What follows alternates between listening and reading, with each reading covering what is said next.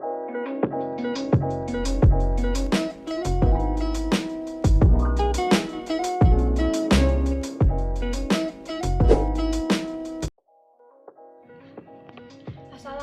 warahmatullahi wabarakatuh.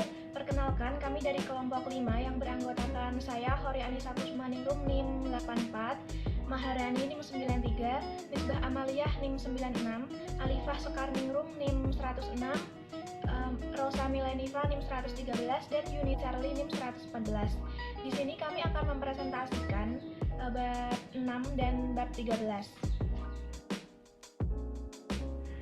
Pertama kita akan membahas tentang bab 6, yaitu skala pengukuran dan instrumen penelitian. Dalam penelitian kuantitatif, peneliti akan menggunakan instrumen untuk mengumpulkan data, sedangkan dalam penelitian kualitatif naturalistik, peneliti akan lebih banyak menjadi instrumen karena dalam penelitian kualitatif, peneliti merupakan key instruments. Instrumen penelitian digunakan untuk mengukur nilai variabel yang diteliti. Jumlah instrumen yang akan digunakan untuk penelitian itu tergantung pada jumlah variabel yang akan diteliti. Kemudian macam-macam skala pengukuran. Skala pengukuran merupakan kesepakatan yang digunakan sebagai acuan untuk menentukan panjang pendeknya interval yang ada dalam alat ukur, sehingga alat ukur tersebut digunakan dalam pengukuran akan menghasilkan data kuantitatif. Yang pertama ada skala Likert, digunakan untuk mengukur sikap, pendapat, dan persepsi seseorang atau kelompok orang tentang fenomena sosial. Dalam penelitian, fenomena sosial ini telah ditetapkan secara spesifik oleh peneliti selanjutnya sebagai variabel penelitian. Skala Likert ini mempunyai range atau gradasi dari mulai yang sangat positif sampai sangat negatif. Yang kedua ada skala Goodman. Skala pengukuran tipe ini akan didapatkan jawaban yang tegas, yaitu ya atau tidak, benar atau salah, dan lain-lain. Penelitian yang digunakan skala ini dilakukan bila ingin mendapatkan jawaban yang tegas terhadap suatu permasalahan yang ditanyakan. Yang ketiga ada semantik diferensial. Ini dikembangkan oleh Osgood. Skala ini juga digunakan untuk mengukur sikap, hanya bentuknya bukan dalam pilihan ganda maupun checklist, tetapi dalam bentuk angka. Misal, responden yang memberi angka 5 berarti sangat positif responnya, kemudian yang memberi angka 3 berarti netral, dan yang memberi angka 1 berarti sangat negatif. Yang terakhir ada rating scale. Data mentah yang diperoleh berupa angka kemudian ditafsirkan dalam pengertian kualitatif. Responden menjawab salah satu jawaban kuantitatif yang disediakan sehingga dapat mengukur persepsi responden terhadap fenomena lainnya seperti skala yang untuk mengukur status sosial, ekonomi, kelembagaan, dan lain-lain. B. Instrumen penelitian. Peneliti adalah melakukan pengukuran terhadap fenomena sosial maupun alam. Meneliti dengan data yang sudah ada lebih tepat kalau dinamakan membuat analisis data dan membuat laporan daripada melakukan penelitian. Namun, demikian dalam skala yang paling rendah, laporan juga dapat dinyatakan sebagai bentuk penelitian.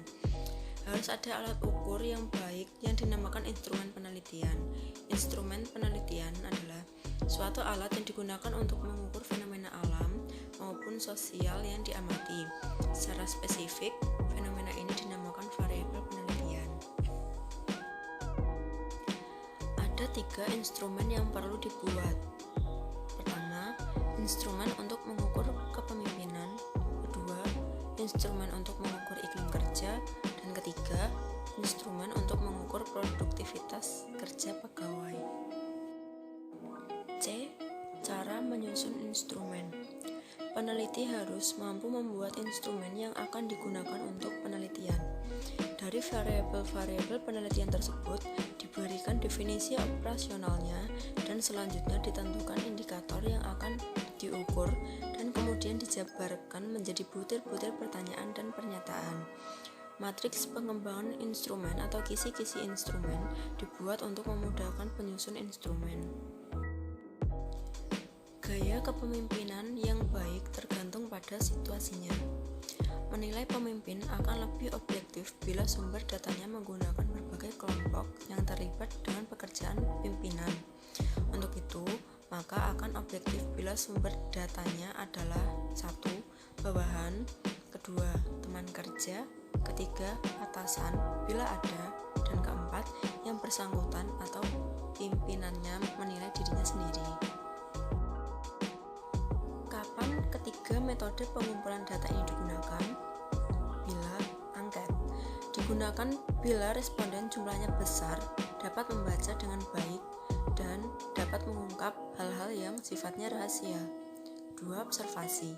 Digunakan bila proyek penelitian bersifat perilaku manusia, proses kerja, gejala alam, dan responden kecil. Ketiga, wawancara.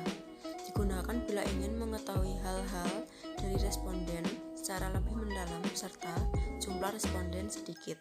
Keempat, gabungan dari ketiganya. Digunakan bila ingin mendapatkan data yang lengkap, akurat, dan konsisten. Validitas dan reliabilitas. Hasil penelitian yang valid bila terdapat kesamaan antara data yang terkumpul dengan data yang sesungguhnya terjadi pada objek yang diteliti. Hasil penelitian yang reliable bila terdapat kesamaan data dalam waktu yang berbeda. Instrumen yang valid berarti alat ukur yang digunakan untuk mendapatkan data atau mengukur itu valid. Valid berarti instrumen tersebut dapat digunakan untuk mengukur apa yang seharusnya diukur. Meteran yang valid dapat digunakan untuk mengukur panjang dengan teliti karena meteran memang alat untuk mengukur panjang. Pengujian validitas dan reliabilitas instrumen. Poin A. Pengujian validitas instrumen dibagi menjadi 3. Yang pertama, pengujian validitas kontrak.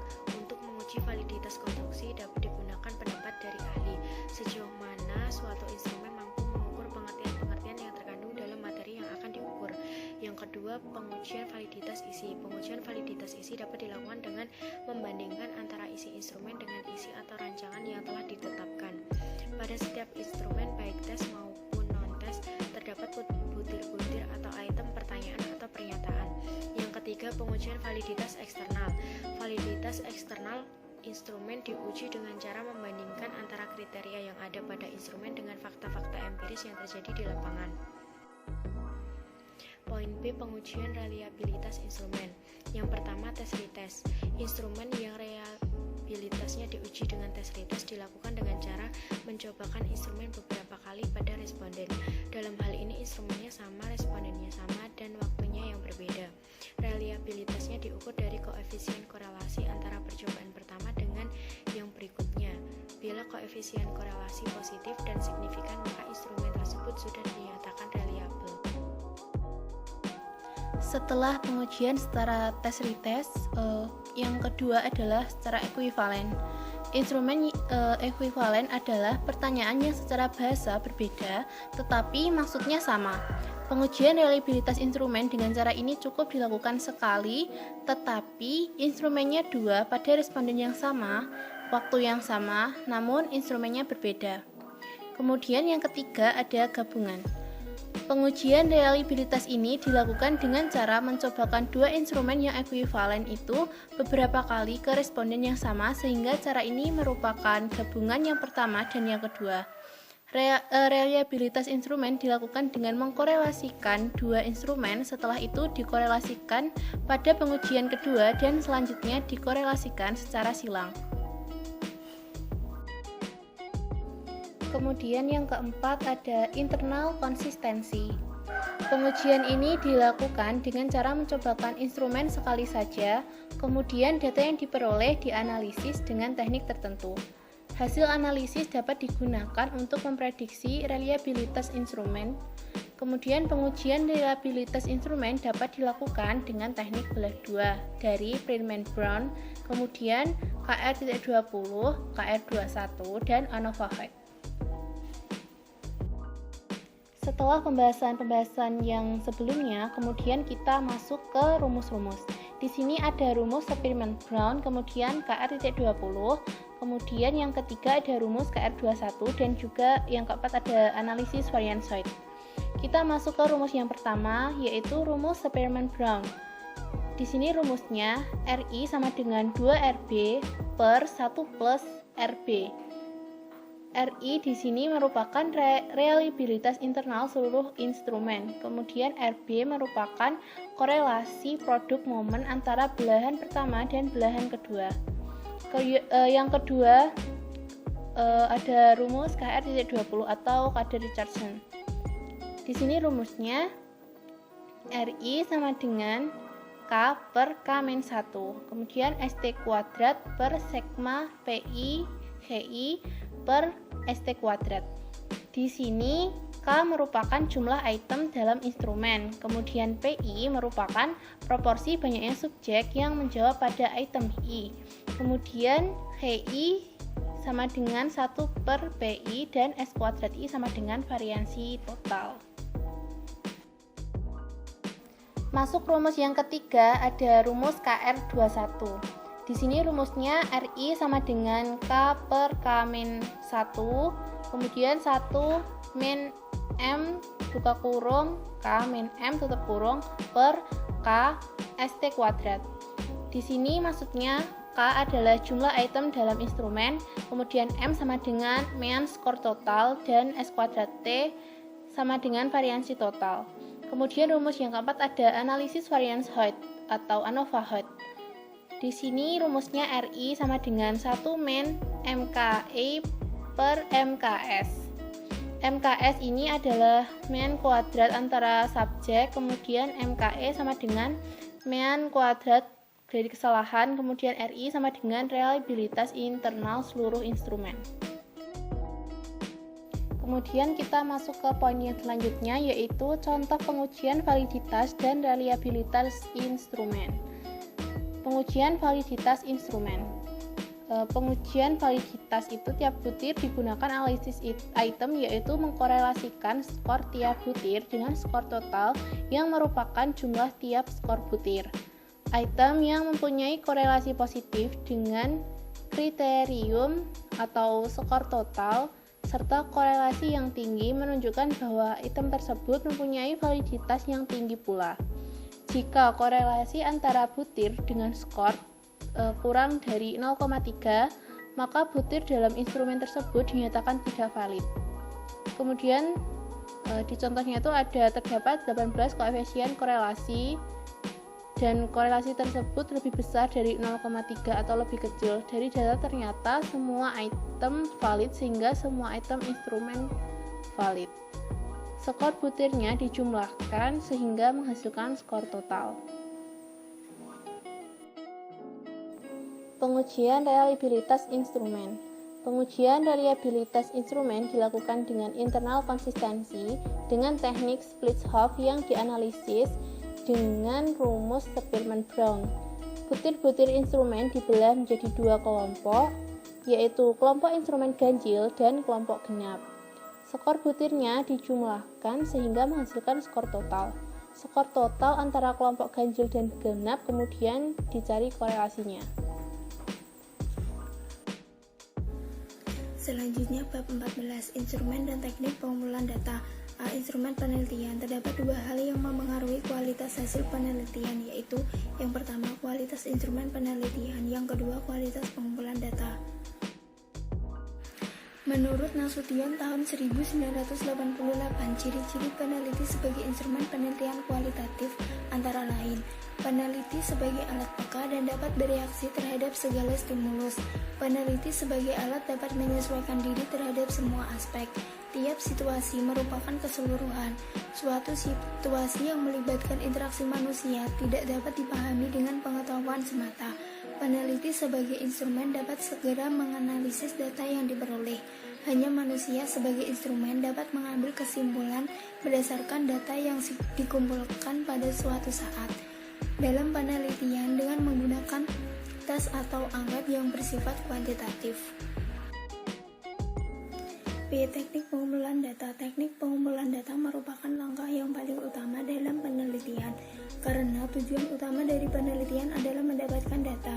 Pengumpulan data dapat dilakukan dengan berbagai cara. Yang pertama, segi settingnya, yaitu data dapat dikumpulkan pada setting alamiah atau natural setting. Yang kedua, segi sumber datanya, yaitu pengumpulan data dapat menggunakan sumber primer dan sumber sekunder. Teknik pengumpulan data ada 4. Yang pertama, observasi atau pengamatan. Yang kedua, interview atau wawancara. Yang ketiga, kuesioner atau angket. Yang keempat, dokumentasi dan gabungan keempatnya. Pengumpulan data dengan observasi. Macam-macam observasi yaitu 1. Observasi partisipatif. Peneliti terlibat dengan kegiatan. Macam observasi partisipatif yaitu A. Partisipasi pasif, B. Partisipasi moderat, C. Partisipasi aktif, D. Partisipasi lengkap. Kedua, observasi tak berstruktur adalah observasi yang tidak dipersiapkan secara sistematif tentang apa yang akan diobservasi. Manfaat observasi. Menurut Patton dalam Nasution tahun 1988, manfaat observasi adalah sebagai berikut. Dengan observasi di lapangan, peneliti akan lebih mampu memahami konteks data dalam keseluruhan situasi sosial. Dengan observasi, maka akan diperoleh pengalaman langsung. Dengan observasi, peneliti dapat melihat hal-hal lain terungkapkan yang kurang atau tidak diamati orang lain. Dengan observasi, peneliti dapat menemukan hal-hal yang sedianya tidak akan terungkapkan oleh responden dalam wawancara. Dengan observasi, peneliti dapat menemukan hal-hal yang di luar persepsi responden. Melalui pengamatan di lapangan, peneliti tidak hanya mengumpulkan data yang kaya. Objek observasi. Yang pertama, tempat di mana interaksi dalam situasi sosial sedang berlangsung. Yang kedua, aktor, pelaku, atau orang-orang yang sedang memainkan peran tertentu sebagai guru, kepala sekolah, pengawas, orang tua, murid. Yang ketiga, aktivitas atau kegiatan yang dilakukan oleh aktor dalam situasi sosial yang sedang berlangsung, seperti kegiatan belajar mengajar. Tahapan observasi. Yang pertama, observasi deskriptif. Dilakukan peneliti pada saat memasuki situasi sosial tertentu sebagai objek penelitian. Yang kedua, observasi terfokus. Pada tahap ini, peneliti sudah melakukan miniatur observasi, yaitu suatu observasi yang telah dipersempit untuk difokuskan pada aspek tertentu. Yang ketiga, observasi terseleksi. Pada tahap ini, peneliti telah menguraikan fokus yang ditemukan sehingga datanya lebih rinci.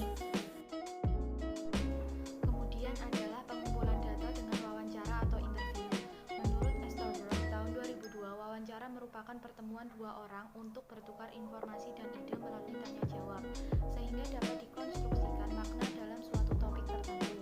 Sedangkan menurut Susan Steinbeck tahun 1988, dengan wawancara, maka peneliti akan mengetahui hal-hal yang lebih mendalam tentang partisipan dalam menginterpretasikan situasi dan fenomena yang terjadi, di mana hal ini tidak bisa ditemukan melalui observasi. Macam-macam interview atau wawancara menurut Easterbrook tahun 2002 mengemukakan beberapa macam. Pertama, wawancara terstruktur, kedua wawancara semi terstruktur, yang ketiga wawancara tak terstruktur. Kemudian adalah langkah-langkah wawancara. Yang pertama, menetapkan kepada siapa wawancara itu akan dilakukan. Yang kedua, menyiapkan pokok-pokok masalah yang akan menjadi bahan pembicara. Yang ketiga, mengawali atau membuka alur wawancara. Yang keempat, melangsungkan alur wawancara. Yang kelima, mengkonfirmasikan ikhtisar hasil wawancara dan mengakhirinya. Yang keenam, menuliskan hasil wawancara ke dalam catatan lapangan. Yang ketujuh, mengidentifikasi tindak lanjut hasil wawancara yang telah diperoleh. Kemudian adalah jenis-jenis pertanyaan dalam wawancara. Biasanya adalah 1. Pertanyaan yang berkaitan dengan pengalaman. Yang kedua, pertanyaan yang berkaitan dengan pendapat. Yang ketiga, pertanyaan yang berkaitan dengan perasaan. Yang keempat, pertanyaan tentang pengetahuan. Yang kelima, pertanyaan yang berkenaan dengan indera. Yang keenam, pertanyaan yang berkaitan dengan latar belakang atau demografi.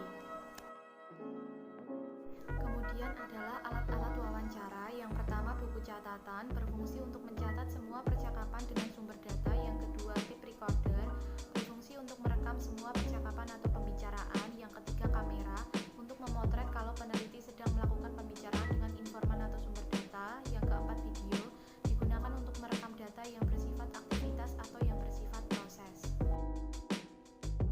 Kemudian adalah mencatat hasil wawancara. Hasil wawancara harus segera dicatat setelah selesai melakukan wawancara agar tidak lupa bahkan hilang. Karena wawancara dilakukan secara terbuka dan tidak terstruktur, maka peneliti perlu membuat rangkuman yang lebih sistematis terhadap hasil wawancara.